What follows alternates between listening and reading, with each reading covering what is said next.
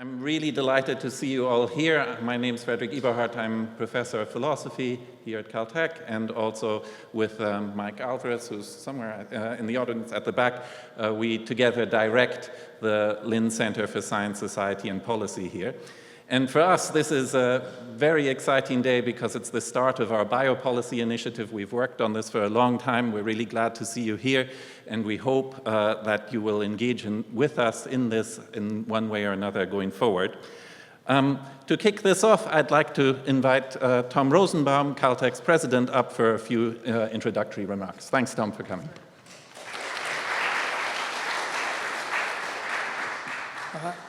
It's great to see everyone at this grand occasion. This center came to be because of the belief that Caltech could make a distinctive contribution to public policy by marshaling its profound scientific and engineering prowess to inform governmental and, on occasion, industrial decision makers. Caltech, and that includes the campus and JPL, have enormous convening power. So this seemed a natural. Bringing people together of diverse talents and perspectives is one of our great strengths. It's not that individual students and faculty over the years have ignored the ramifications of their technological innovations. In fact, there are famous examples from Ari Hagen-Smith and the California Air Resources Board solving the smog problem in LA, to David Baltimore's leadership at Asilomar and guidance in formulating international agreements on gene editing. What is different is that this is now an organized effort at Caltech, with students and postdocs and faculty across the institute collaborating with common purpose. Today, we celebrate a major step in the Linde Center for Science, Society, and Public Policy, the BioPolicy Initiative. The resources come from Eric and Wendy Schmidt, matched by Ron and Maxine Linde, following up on their initial endowment of the center. The Lindes have just been amazing in terms of allowing us to proceed along this path. Mary Maxon, who you will hear from shortly, played a crucial role here via her expertise, vision, and leadership, as did Richard Murray. We are deeply grateful to all of them. There is now stable funding for policy research projects in the biosciences, internships for students in government agencies, and science policy conferences organized by the LCSSP. And in my final gesture, imitating the Academy Awards, I want to thank Frederick and Mike for their inspired leadership of this center. Jane Goodall, who just passed away, famously noted that the greatest danger to our future is apathy. We can all rail against the existential challenges that we face or even ignore them. The Linde Center gives us a real opportunity to apply our technical chops to make a difference and act together to make the world a better place. Thank you.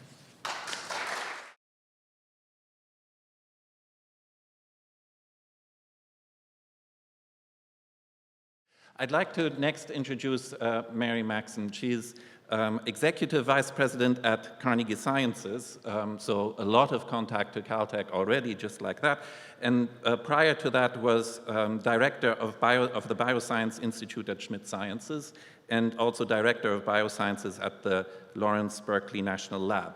But Mary has worn an enormous number of hats. She's worked in the White House, she's been in the private sector, she's been on just about every committee that you can imagine. But most essentially for us, she's really been an enormous support, not only in sort of bringing the funding to Caltech, but also in sort of the detailed, nitty-gritty daily advice of trying to get a center like this off the ground. It's been enormously helpful. Mary, thank you very much. We have benefited greatly from you. Looking forward to your remarks. Please welcome Mary Maxon.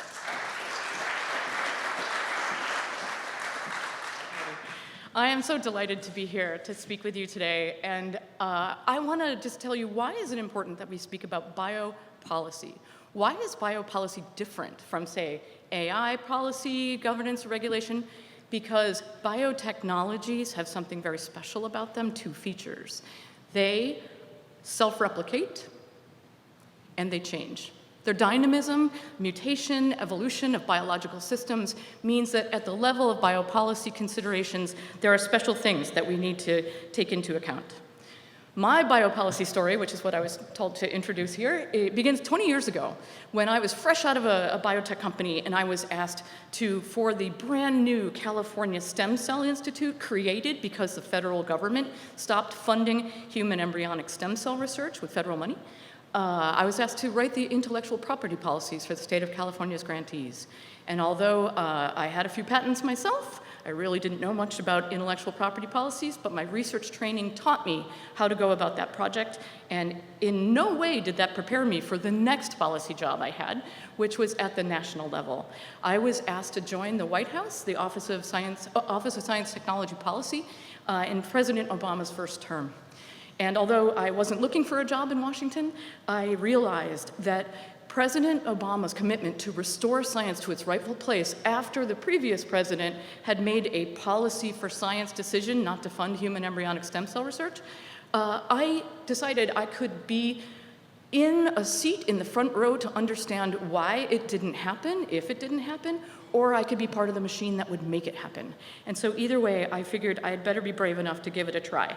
And I joined the OSTP, where I got to work with the President's Council Advisors on Science and Technology. PCAST is what they're called. And this is a group of people who keep their day jobs, but are sworn in as special government employees to provide advice to the president and to federal agencies. And you can see here, the president sitting on the right side of the, and there's me way in the back, as staffers usually are. And this meeting was the result of a 4-week August 2009 presentation in response to President Obama's question about scenarios for H1N1 flu pandemic. And David Baltimore was part of that study, and those meetings were held at the Carnegie P Street building. That was my first introduction to Carnegie, which was really exciting. Here I am again, sitting in the back of the room. There's a bunch of pictures like this. I won't bore you with any more of them. This is where the PCAST is meeting with the president to talk about energy policy, to exaggerate the point that there's a lot of science and technology policy issues that one can be exposed to if one jumps into the science policy world. And you can look around that room and you can see people who also became president and advisors and secretaries. However, I didn't just sit around in the backs of rooms. I actually got to do a lot of policy work. And here, this is a policy for science effort where I am the primary author of a document called the National Bioeconomy Blueprint. This was a document, the first ever of a country to come up with a strategy for how to be strategic in the use of biological research to drive the economy, in addition to, but not exclusive of, biomedical technologies. That document gave rise to 60 such strategies around the world today, and much to my surprise, is still a living document according to some on the other side of the world. When I think about Caltech's policy leadership, you already heard about the giant, the legend, David Baltimore in 1975, this community of scientists and a couple of journalists coming together to discuss the risks and regulation of recombinant DNA. And again, 40 years later, leading at the table, discussing the risks and regulation of human genome editing. Truly a giant from Caltech. Richard Murray, whom I think most of you know, chaired a committee at the National Academy's effort for future products of biotechnology. I mentioned that biotechnologies can self-replicate and they can change over time. This committee gave recommendations in this report that were almost immediately implemented and continues in my mind to this day to be one of the ones that has outsized impact. It's not perfect, the recommendations are not all done, but it continues to be referenced and people continue to work on those recommendations. And of course, Frances Arnold with PCAST co-chair, and here's a picture with President Biden. This PCAST did, much like every other, huge range of science and technology policy issues, but also a specific biopolicy, biomanufacturing study to help grow the US economy with biological innovation.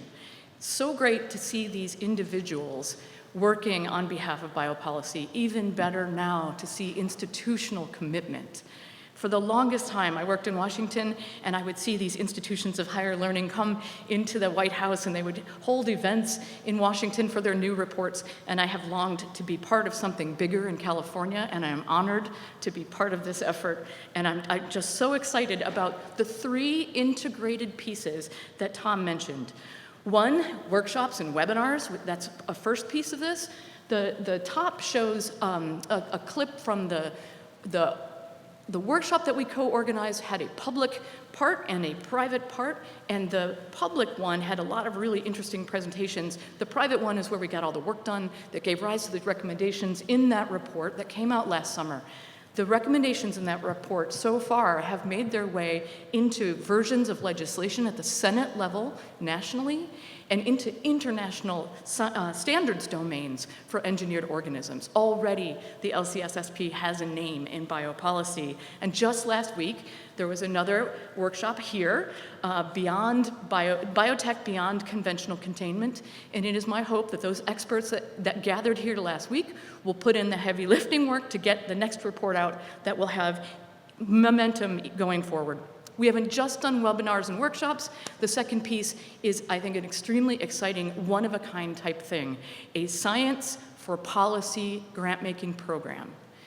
This is really, I think, as I said, a unique approach where we did an open call for proposals. PIs and faculty associates from Caltech who are here were eligible to apply for the money, and each one of the proposals had to have alongside of it a letter from a policymaker that said the work that, if funded and successful, will give rise to actual policymaking impact in real time. And I am very pleased to announce here, Smriti Ketakayan and Tristan Caro have teamed up with the California Department of Food and Agriculture for a winning proposal, as well as Nina Sharma and Magna Jernica-Getz have teamed up with the California Institute for Regenerative Medicine with their policy team, and I am so pleased that these 2 winning proposals include trainees, postdocs, and graduate students as a requirement, in addition to interacting with policymakers over the period of the project.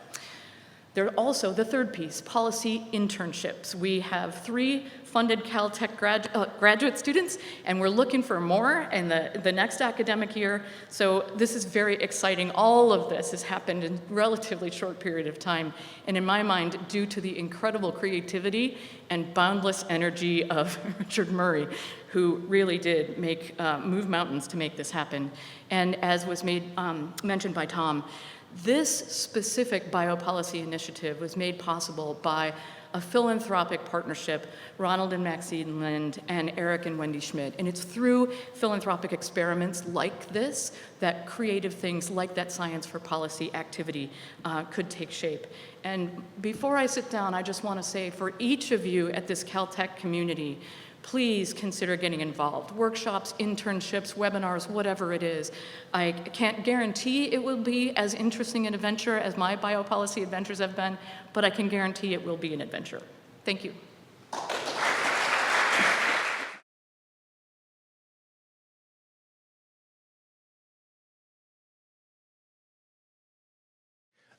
Next, I would like to introduce our keynote speaker, Drew Endy. He is sort of the ideal mixture of what we've been looking for in people in Science for Policy. On the one hand, he's a professor of bioengineering at Stanford. He's built up bioengineering degrees at MIT and at Stanford. And then on the other hand, he's a science policy fellow at the Hoover Institution with a sort of very sharp focus on what the role of biopolicy is in the US, worldwide. He's been on all sorts of panels as well. He really combines this sort of concern for the science on the one hand and how we can develop the policy on the other.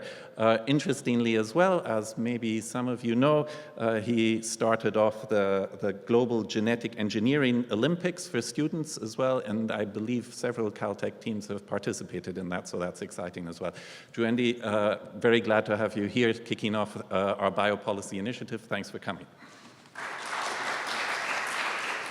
Thanks so much. There's never been a more important time for scientists to work with social scientists and policymakers.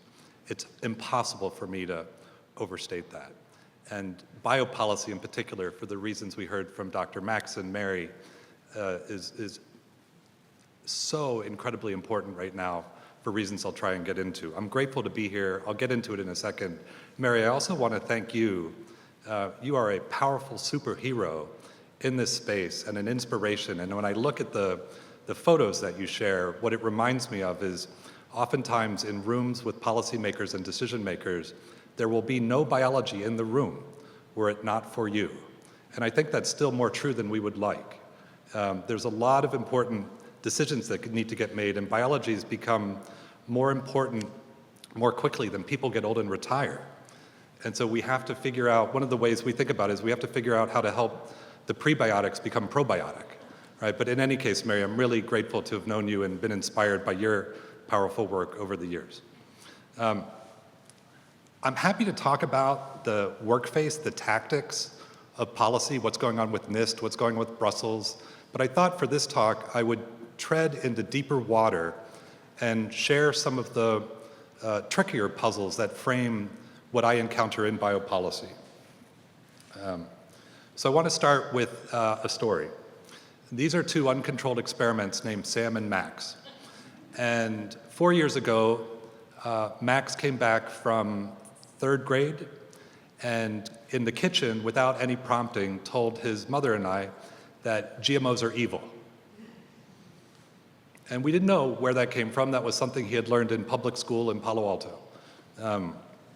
And we looked at each other and said, don't say anything, right? Like, don't lock in that opposition between child and parent. And we thought that would buy us some time. They really loved dinosaurs, and so they got into Jurassic World, and this latest edition of Jurassic World had a multinational company that was evil, and the name of the company was BioSyn, synthetic biology transposed. And the CEO of the company looks like Tim Cook and I had a kid somehow.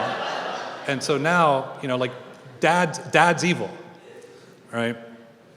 What do we do about this? Where did this come from? How do we navigate this? Here's a friend and colleague who I teach with on occasion now, Ahmed Best, and he was visiting campus a number of years ago, and we had just gotten in these seeds that had been shipped by FedEx from Russia. They were tobacco plants that had been bioengineered to emit a little bit of light. They're just barely bioluminescent. And Ahmed was visiting, we went to the greenhouse to take a look at them. He was so excited. His view of synthetic biology was the opposite of what I had experienced in my house. He was excited because synthesis to him meant composition. It meant performing arts, it meant music and dance and so on. And he wanted a biosynth. He wanted somebody to enable him to make biology so he could be a creative artist with biology. Ahmed played Jar Jar in the Star Wars prequels and then was a Master Jedi in Mandalorian. Spoiler alert, episode 20 saves Baby Yoda. So this was interesting. So one day, I brought home some of these bioluminescent plants and gave them to Sam and Max. They're from a company now called Light Bio. And I said, guys, these are your night lights. You don't plug them in, there's no batteries, you have to water them, you have to give them sunlight. And they say, okay. Their older cousins came for a visit, and they went in the bathroom, and they closed the door and turned out the light, so their retina is dark adapt, and they came out 5 minutes later, cool. The plants had changed their opinion of GMOs because they were cool. In 2022, the government had a policy change. The GMO labeling of food went away, and in the United States, the labeling of food turned into this, bioengineering. I'm not sure the people who did this talked to any bioengineers. I remember having a faculty meeting, and we were all very concerned that now suddenly we were going to get blamed for everything bad. Does changing the labels of food make the underlying cultural currents around biotechnology disappear?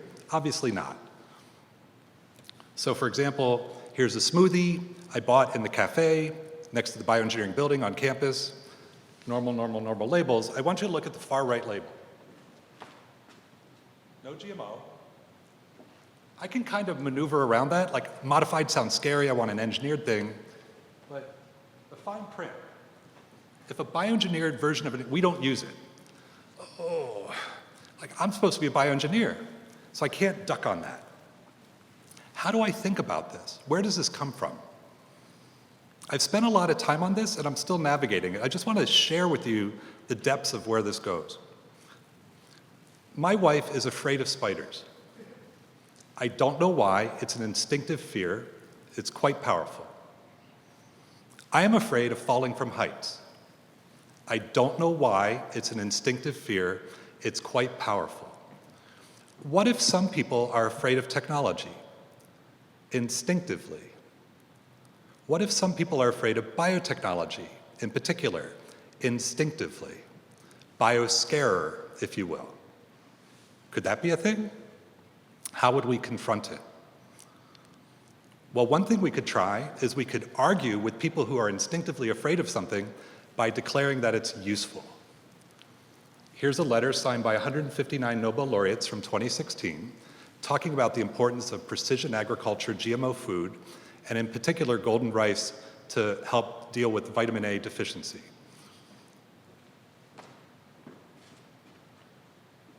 Look at the last sentence of this letter. How many poor people in the world must die before we consider this, opposition to GMO, a crime against humanity? Now that's a profoundly powerful statement. You're arguing utility in a context of opposition. Some of that opposition might be irrational or political, but some of it might be instinctive fear, which is different. What's going to win? An argument based on utility or instinctive fear? Mary Shelley, Frankenstein. What's the fear represented in this work of literature? Many different types of fear. One version of the fear for me is the fear of being a bad parent. The fear of failing as a parent, whether a creation, a construction, a technology, or a child. What's going to win? Fear or an argument? Fear is always going to win. My plane diverted from Burbank to Ontario today. That was scary for somebody who's afraid of falling from heights. So what to do about this?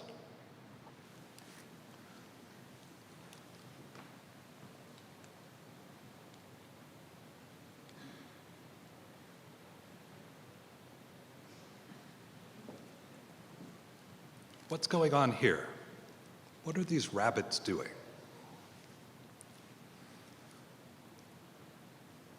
Who has taught them to do what they're doing?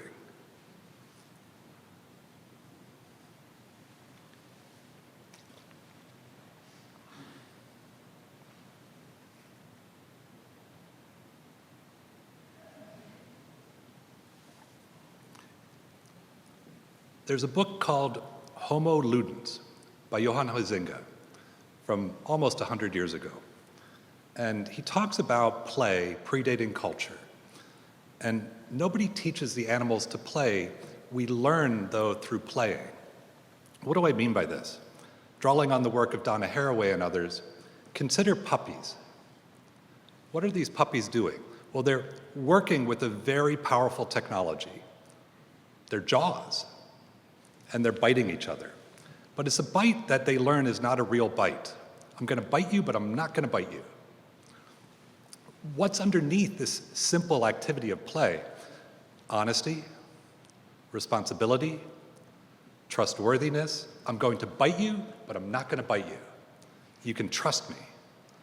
They're working with something dangerous, quite literally.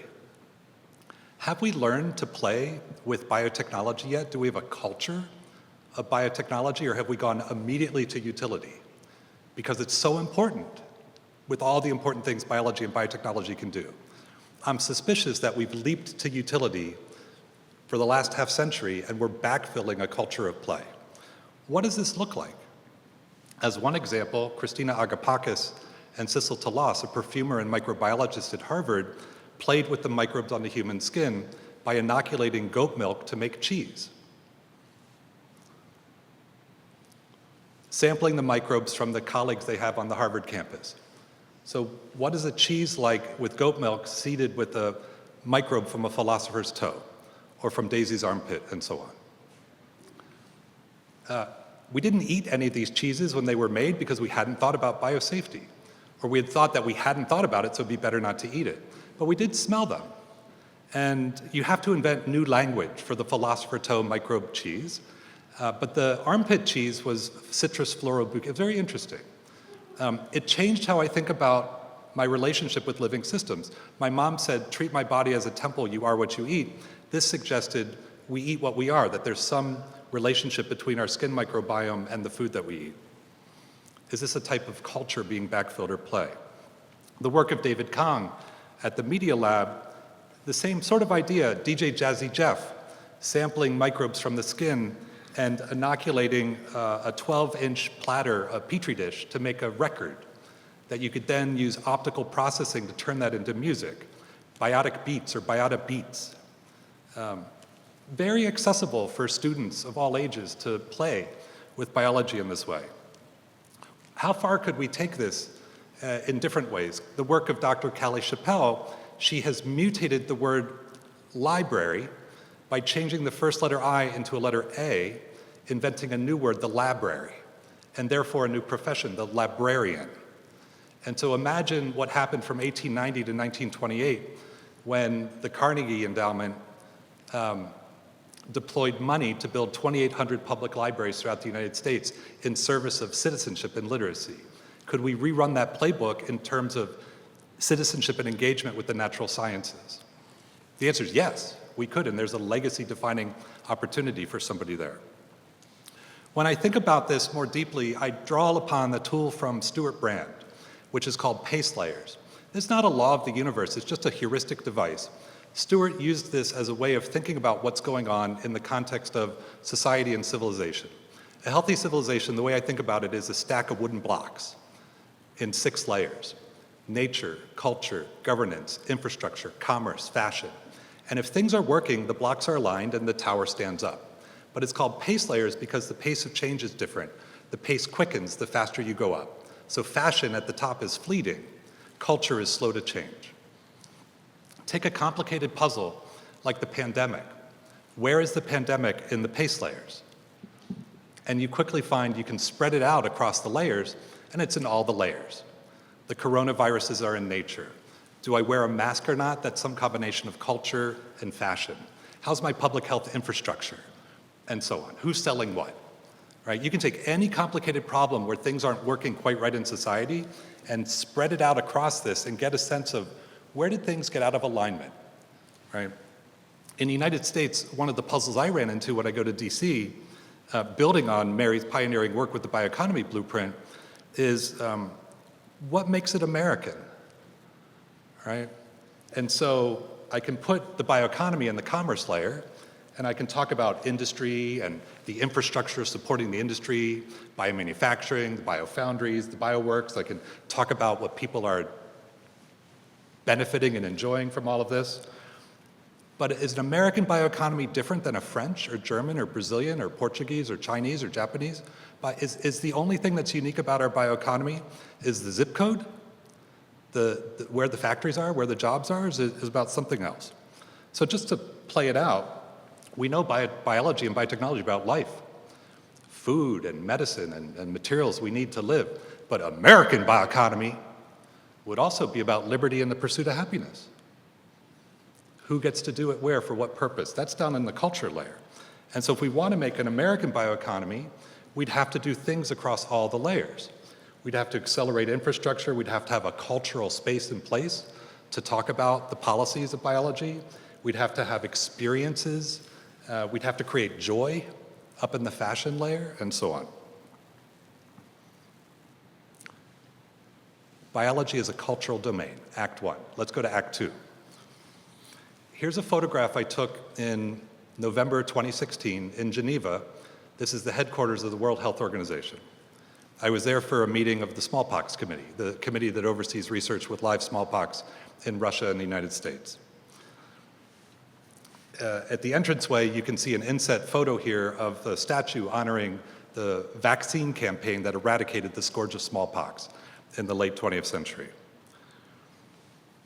A colleague on the committee at the time, David Evans, gave an unscheduled presentation one morning and shared with us that he had built in his laboratory in Alberta, Canada, a pox virus from scratch. he had been motivated to do this to develop better vaccines against pox virus, including things like Mpox. But it was quite a shock to the committee because we were struggling to navigate how should we govern research with smallpox, including whether or not we should eradicate the remaining live stocks of the virus in the labs in a world where people might be able to build the virus from scratch. And so by showing up and giving this presentation, he had proven by experiment a very policy relevant finding that in fact you could build a pox virus from scratch. At the end of that presentation, to a first approximation, he dropped the microphone and exhorted the room in a constructive way to deal with this new reality.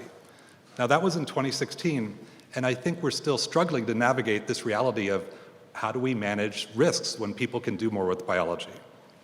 If I stick with pox for a second, right, now we're talking about biology as a political domain.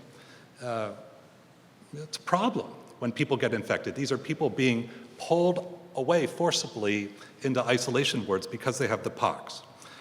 This is what an anti-vaccine campaign looks like in the 19th century. What's old and new, it's not brand new. This is what a 1930 cartoon looks like, relevant to anti-vaccination, misinformation, fake news, fake bio, you name it. This is a mural celebrating the smallpox eradication program in Ethiopia. Look at all the things implied on this piece of art that were needed in order to enable people to work together cooperatively to get rid of this scourge through a vaccine campaign. How did we forget all of this, by the way, seemingly in 2019 and 2020 and 2021? Now, of course, it's not just pox. When we think about risks in biology, we have coronavirus, we have flu. Those are Stanford undergraduates wearing masks in 1918. And so on. All of these perceptions around the politics of the emergence of biotechnology are, in my experience, gated by fear of biotechnology from a policymaker level. I've had, for example, retired speakers of the House come to me. They don't use this exact language, but here's what they're communicating. Look, man, there's a briefing from the intelligence agencies that comes around the Congress, and it creates absolute existential paralysis around your stuff. Right? It's not like the AI briefing. The AI briefing raises concerns, but at the end of the day, it triggers competitive juices, and the Congress just says, win! But the biology briefing causes existential paralysis. This is all in a context where the world is changing. So here's a preprint from last month from a good colleague at Stanford, Brian He and Sam King, a third-year PhD student, where they've trained a large language model on DNA sequences and then used that when you prompt it to emit the genomes of bacterial viruses, or phage. Sam was able to build 300 of these genomes and test them experimentally, and 16 of them were viable. And you can see the op-ed in the Washington Post that soon followed. AI just created a working virus. The United States is not prepared for that. The problem with this headline that I have is that's not right. Sam created the virus. It wasn't AI. Sam made it. And the other part of the headline is correct. We're not prepared for that. The neat thing about this work that gets hidden is Sam was able to build 300 virus genomes. One student in one experiment. Right? I know important work is happening at Caltech on this. Right? When I was starting my lab, we struggled and spent the entire budget of our lab to build a quarter of a genome of one bacterial virus, and could just barely do that. Sam, in one experiment, is building 300. Oh, by the way, if you're worried about large language models in AI and bio, yeah, it's one thing to build a virus genome. Check out the foundation model that got pre-printed for snail toxins. Among the most potent toxins we've got, very powerful interventions, but I don't know that I would have done that. I don't know that that was a good idea to pre-print that work. Biotechnology is changing in different ways too. There is so much upside and positive opportunity around biotechnology, whether it's economic or biodiversity or you name it, that the people coming after us instinctively know it. When we had trouble gaining support from the United States government to advance synthetic biology 25 years ago, the people who came to our rescue as colleagues were the teenagers matriculating to the universities.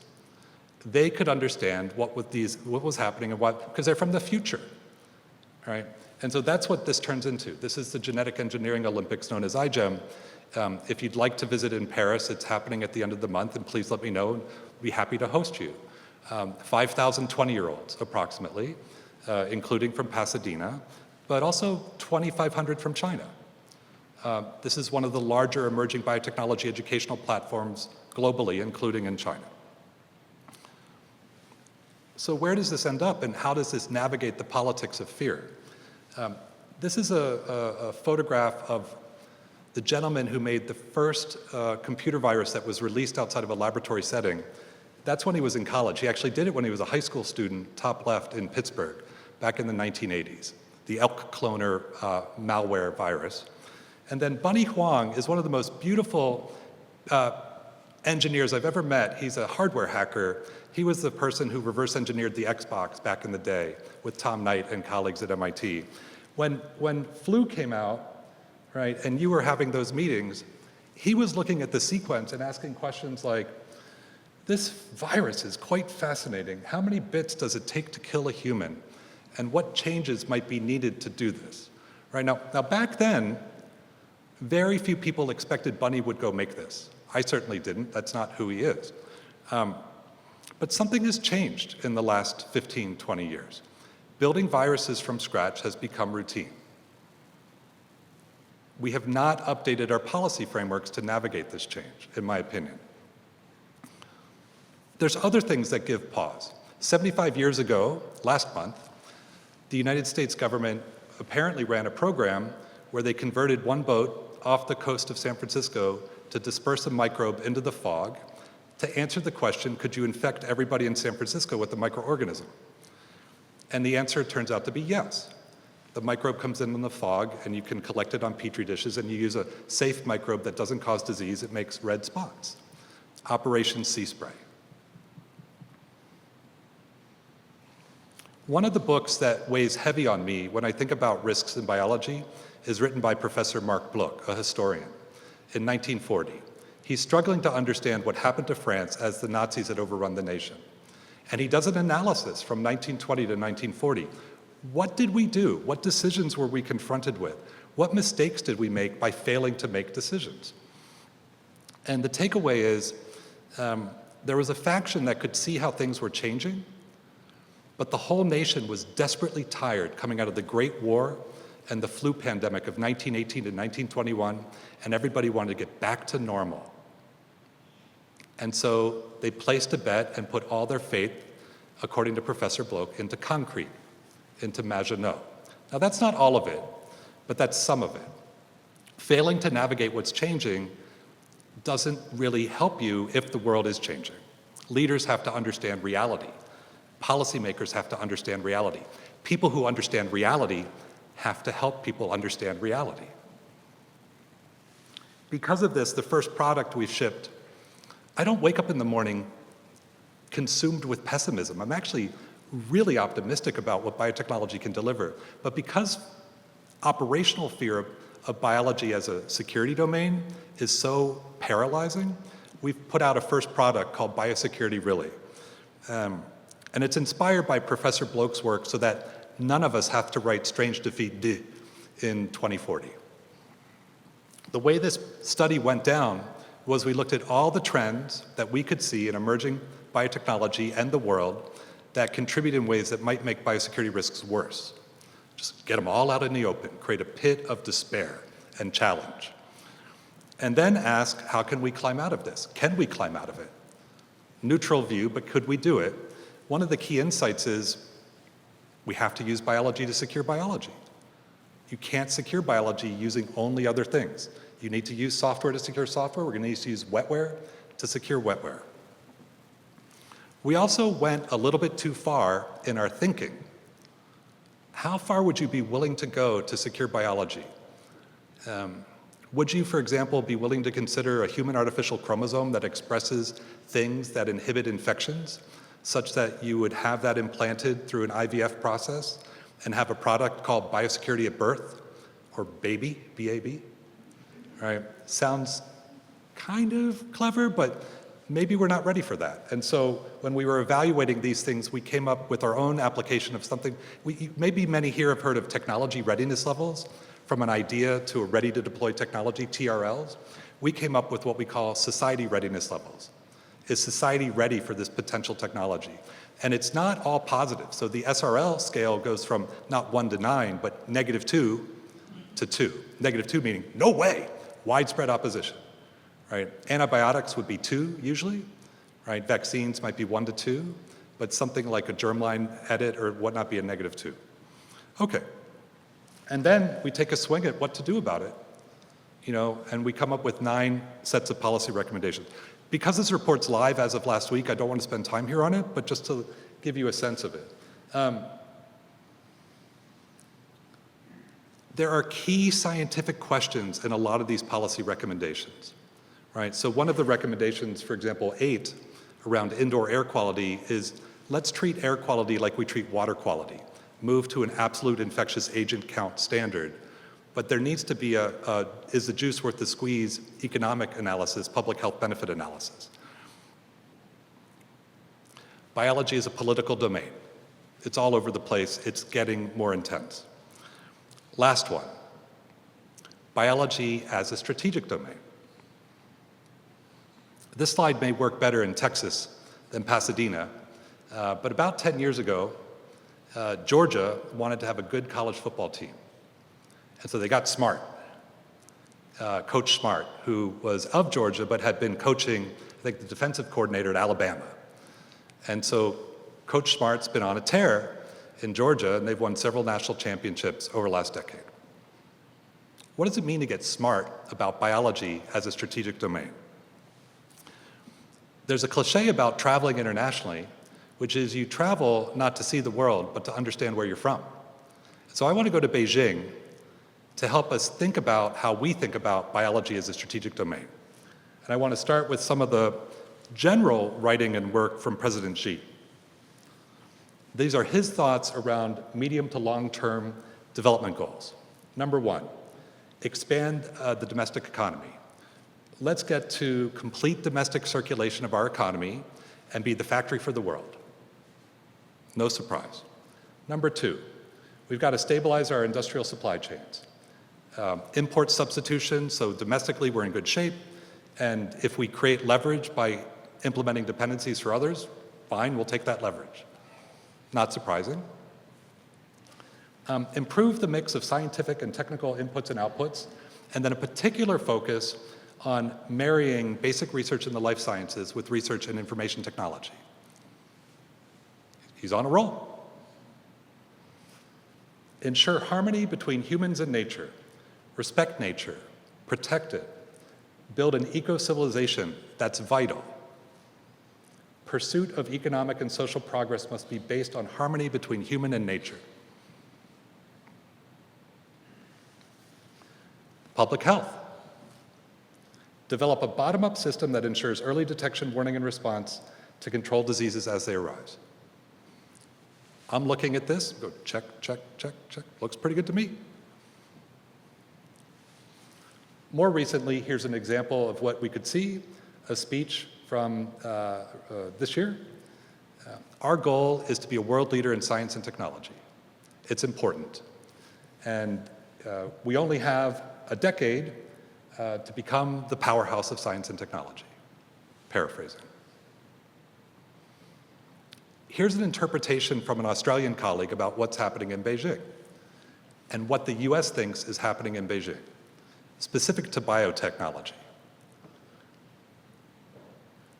The US does not understand how China thinks about biotechnology. The United States thinks China thinks about biotechnology like the United States does, one in a long list of technologies.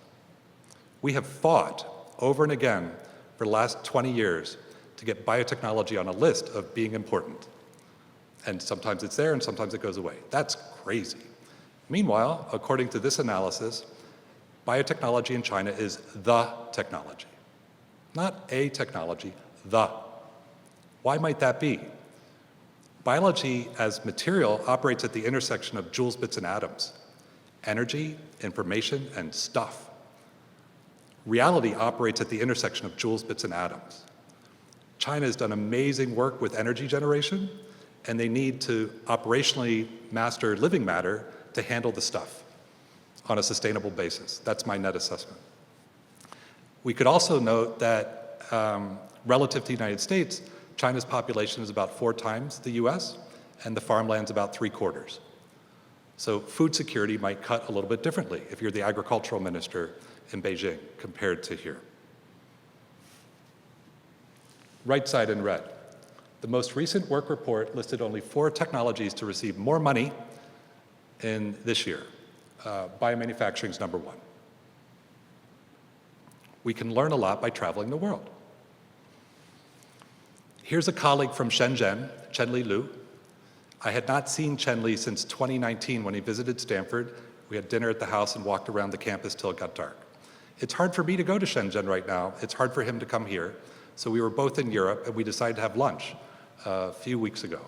This is what it looks like when I come off a red eye, and I'm sitting in the middle seat in the back of the plane with 20-year-olds who have never been to France before. So they're so excited to be flying to Charles de Gaulle. Hey, Chen-Li, how's it going? Great to see you. I'm doing good. I'm the president of the Shenzhen Institute of Advanced Technology. Apparently, that's the #1 institute in the Chinese Academy of Sciences. I'm working on emerging biotechnologies and other things. How do you know you're #1? Well, that's because of high impact papers and startups coming out and so on. How big's your team? I have 2,500 staff. I have 2,500 students and postdocs. I'm trying to get money to onboard a second PhD student this year. All right. Wow, congratulations. It's exciting, like all credit. In a period of 6 years, they have manifested what I would consider to be a national laboratory for one of the core technologies of the 21st century. All credit due.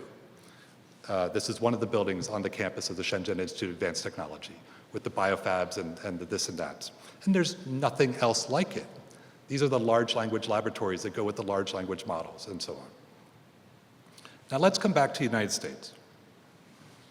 We've been on a tear for almost a century around science and engineering. And it predates World War II, but it's captured nicely in what comes out of World War II in Vannevar Bush's Endless Frontier.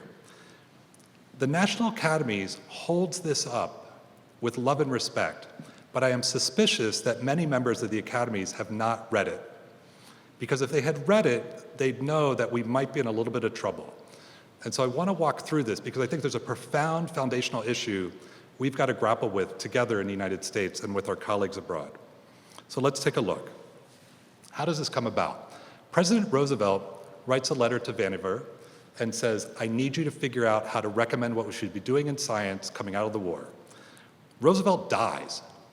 And so the response goes to President Truman. And here's what it says, but I'm going to highlight the executive summary.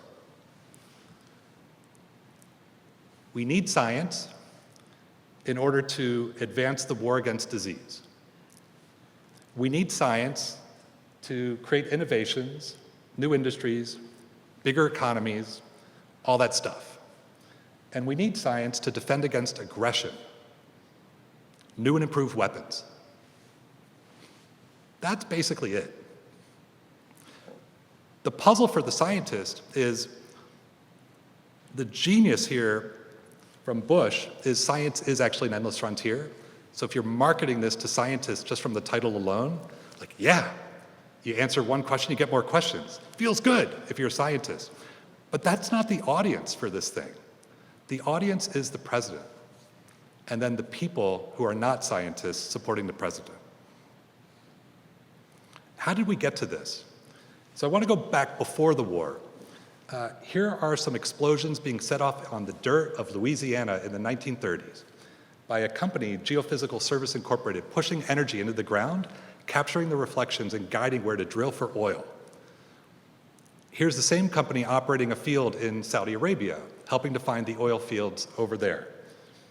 When World War II breaks out, they have to pull back all their oil discovery crews, and they're about to go out of business till they get a contract from the Navy to find German U-boats by looking at things under the surface of the Atlantic waves. This saves the company. Coming out of the war with the germanium crystal production out of Bell Labs And the licensing of that, the company renames, becomes Texas Instruments. They learn how to make silicon transistors. As a world first, they go public. They recruit Jack Kilby from Wisconsin. And within 100 days of being at Texas Instruments, Jack's made the integrated circuit. All right. So this feeds right into what we hear from Bush back to Truman and this endless frontier. It makes sense. It got us on a roll. But I want to pick at some of the things that arise since then that put some of this at more than a little bit of risk and might contribute to what we're experiencing today. I never met Milton, but I've started to read his books. One of the fun things about spending time outside of the lab is I get to learn about a lot of things I've never learned before. So here's one of his famous books written in 1962, Capitalism and Freedom. And if you've never read it before, it's amazing. Check out this opening text. Ask not what your country can do for you, ask what you can do for your country. Sounds good. I grew up with that. Then he goes on to write, neither half of this statement expresses a relationship between the citizen and his government that is worthy of the ideals of free men in a free society. What? I thought these were holy words from Kennedy. Not to Milton. The paternalistic, what your country can do for you, implies the government is the patron, the citizen, the ward, a view that is at odds with the free man's belief in his own responsibility for his own destiny. The organismic, what you can do for your country, implies the government is the master or the deity, the citizen, the servant. He doesn't like it. So that landed in 1962. Just want you to remember that. We're now in this endless frontier era, but something just got laid down. This wasn't a widespread position at the time. We'll come back and read what Milton had to write on the 40th anniversary of his book in a second. 1989, Berlin Wall falls. Cold War winding down. Remember one of those three justifications for public investment in science? Existential Hobbesian war. I got a little scene from the film Oppenheimer. I cannot stand the movie Oppenheimer because it reminds me that our nation built national labs from scratch on the regular, and we don't do that right now. So it's very painful for me to watch Oppenheimer, but there's one scene in the movie that's profoundly impactful to do with this topic we're discussing. See if the audio works. If they detonate it too high in the air, the blast won't be as powerful. With respect, Dr. Oppenheimer, we'll take it from here.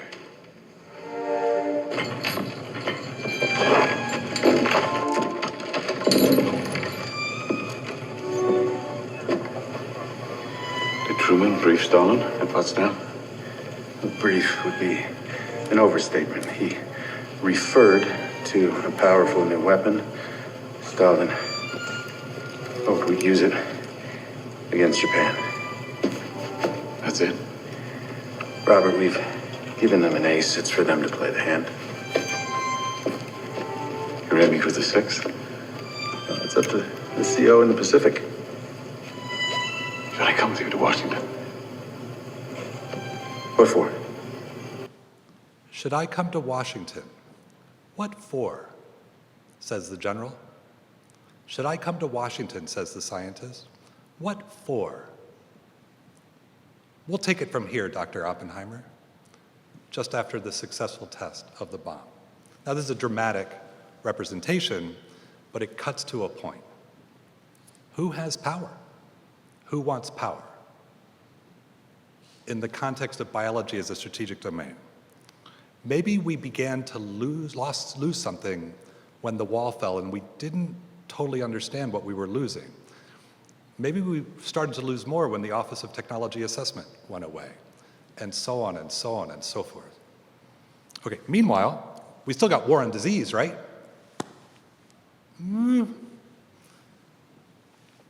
15 years ago or so, a colleague at Stanford published a paper. Most published research findings are false in PLOS Medicine, right in the middle of war on disease. Nature, a couple years later, publishes a survey. Hey, you scientists, can you repeat the work published by other scientists? Doesn't look great. Now, some of this is problematic because it's so superficial. I remember when our lab tried to repeat the work of Professor Elowitz by implementing a repressilator. And it took us 18 months because we had to learn how to do the agarose film monolayer microscopy that was quite an art that Michael had pioneered. And so there's a superficial falseness in this, but that's not the point. These artifacts are landing politically, right? Whether as a scientific community we might dismiss them. It gets worse. Where did SARS-CoV-2 come from? It used to be that there was no ambiguity about where viruses came from. They came from nature because we couldn't build viruses. That changed in the last decade. Building viruses is now routine. We haven't changed our policies. A historian colleague at Stanford, Professor Kakin, an expert on Stalin, caught me in the hallway a couple months ago, and he blurts out, "Hey, Drew, Endless Frontier's dead. Come up with something new." What? What? I've lived my entire life under the umbrella of the Endless Frontier. How could it be dead? Is he right? Maybe he's 80% right. He can't be 100% right. Do I really have to figure this out? Do we have to figure this out? We do have to figure this out. Just to cut to the punchline, we have to figure it out in a context where, in biology in particular, things are moving. The work we do on a policy and strategy side is to look at the trends and to try and abstract them so we can get to dimensions of strategic leverage. In the future, you're going to design the DNA anywhere and download and grow. There's going to be a bionet for manufacturing resilience. Biology is a general purpose technology. It's not just food and medicine and materials, it's explosives. It's semiconductor materials. We think of biotechnology as being locked up. It's increasingly around us and on us and inside us. Some of the work being done here at Caltech on the policy of this is quite relevant. We think of biotechnology as being hard. We think you need laboratories and postdocs to build biological systems. How many postdocs were involved in building this building? I hope 0, because that would mean there was science to be done and experiments, and you wouldn't know if the building would fall over randomly, right? But bioengineering is actually going to become engineering, making it routine, design, build, work, not design, build, test, learn. The amazing things about the computational tools is they let us access the neobiotic, the biology we'll never see before. Hey, what if biotech's cool? What if people are citizens? So we've got to figure out this story we're telling, not to ourselves, but to others, about why science is important in a space that's hyper-dynamic. And I think of it as like 1975 computing, poised to become very, very different. So let's go back to Milton Friedman for a second. I have the benefit of studying him as a student when I'm old, and so I get to read what he writes on the 40th anniversary of his book, whereas most of my colleagues in economics and history, they studied him as undergrad, so they never see the preface to the 40th anniversary edition. So I just want to highlight the last paragraph in this. What a privilege to evaluate my own work 40 years later. And let's just go to the red and blue text. If there's one change I'd like to make, it'd be to replace the dichotomy of economic and political freedom with the trichotomy of economic, civil, and political freedom. He's reflecting on Hong Kong. And then later in blue, the one major defect in my book seems to me an inadequate treatment of the role of political freedom. Oh, that seems important. Let me restate it. Here's a book that I didn't know about, I just learned about a few months ago. Why Capitalism Will Not Bring Democracy to China. Linking that back to Milton, free markets don't guarantee free people. I wish somebody told me that like 20 years ago. Let me wrap up with a few slides. We all know this famous scene. I don't want to make light of it, but I want to try and get to a point. The speech here is not, I have a large language model. The speech is not, I have a startup or an invention or an executive order. Reverend King's speech is about having a dream. This is extraordinarily difficult, depending on what type of dream you're going for. You want to take the easy way out, you bring forward a nightmare. because you can get attention by broadcasting a nightmare, and off you go. When Vice President Gore put forward an inconvenient truth, he made a rhetorical design choice to tell a story about climate, which was stuff's going to get bad. Now, physically, he might be correct, but there's a narrative structure there. It's easier to get that message out. The hidden cost of a negative dream is you will not get sufficient collective action until enough people believe the nightmare is real. A positive dream comes with a different set of challenges. It's much harder to bring forward to begin with, and then if you're proposing anything that's actual change, it's risky. The doing of this requires courage, and so I'd encourage you to track down the story of Mahalia Jackson, a gospel singer who helped inspire, apparently, Reverend King in the giving of his speech, encouraging him to tell people about his dream. Extraordinary position in the video where you can see about 9 minutes into the recording of the speech, he sets his prepared notes aside after apparently hearing from Mahalia Jackson encouraging him as such. I want to share with you a different speech, just a snippet of it, from a Caltech colleague we've heard about, that I consider to be profoundly important and maybe not as widely appreciated as it should be. This is at the establishment of President Biden's Office of Science Technology Policy and Professor Arnold. Listen to how she's framing the importance of science and compare and contrast it with Vannevar Bush. Mr. President-elect, Madam Vice President-elect, I am humbled and honored by this chance to serve the American people at this moment of profound grief, but unprecedented opportunity. As an engineer by training, there's a certain temptation to see the work ahead of us as a series of difficult problems to be solved. But the truth is, that's not what drew me to this role. Like the rest of this extraordinary team, I'm here today because of love. A love of science, yes, but also a deeper love of our planet and of our people, without whom science has no purpose or meaning. Is she talking about war? Is she talking about war on disease? Is she talking about economic innovation and opportunity? Very different. This is a profound speech. Who is she talking to? It's in the frame. She's talking to the president. She's also talking to us. I don't have an answer to Professor Kotkin's task. The endless frontier is dead, come up with something new.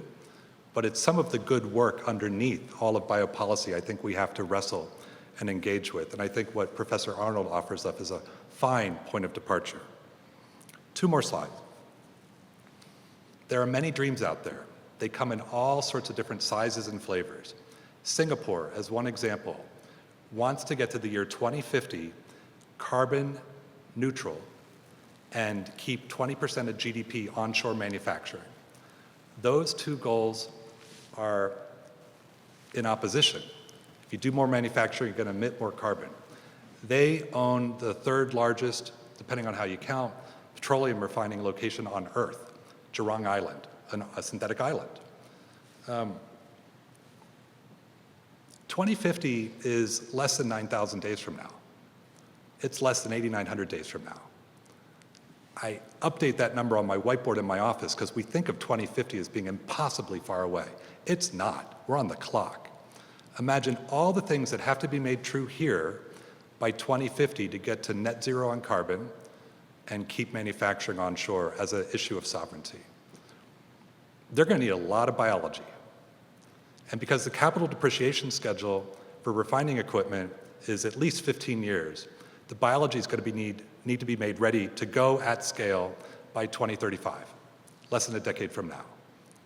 We have not a day to waste on that dream they have. Last slide. I really hope that part of the Linde Center's work in biopolicy, in addition to being at the wave front of what needs to happen right now, is to struggle with this question of what are our dreams and aspirations in a positive sense for a world that is increasingly biotechnological or biotic. And just as one postcard to consider, as a long ago structural engineer, a suspension bridge from the far east-northeast corner of India, grown from the roots of a rubber plant, fixing carbon as it grows, getting stronger, passed down from one generation to the next. We live on a planet with over 100 terawatts of photosynthesis, harvesting energy, used to move materials around. That's plenty. We can complement that with other forms of primary energy production that are sustainable, starting with solar. We can move from primary to embodied energy with a shunt, from electricity into storing information and energy in organic molecules. The physics of flourishing on this planet are quite good, and in a modern sense, obtainable for the first time in human history. We just have to get along with it. So we can debate and figure out the facts, what I'm saying just now, but for all of us, what do we do with that? What is the dream? Do we share dreams together, positive dreams, in partnership with biology? So that's a taste of how we're thinking about underneath the surface. Biology is a cultural domain, biology is a political domain, and biology is a strategic domain. Grateful for your invitation and looking forward to questions in the reception. Thank you very much.